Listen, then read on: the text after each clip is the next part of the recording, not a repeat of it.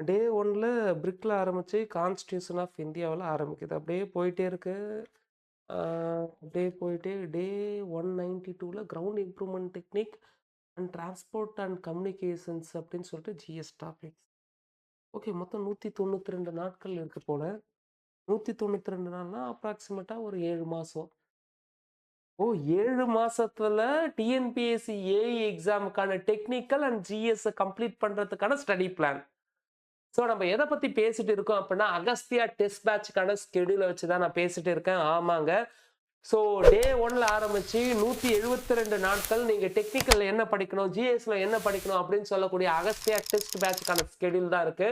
இந்த ஸ்கெட்யூல் படி நீங்க படிச்சிருக்கீங்களா இல்லையான்னு பார்க்கறதுக்காக உங்களுக்கு சப்ஜெக்ட் ட்ராக்கரும் பின்னாடி அட்டாச் பண்ணியிருக்கோம். இதுக்கான பிடிஎஃப் வேணும் அப்படின்னா டிஸ்கிரிப்ஷன்ல லிங்க் இருக்கு.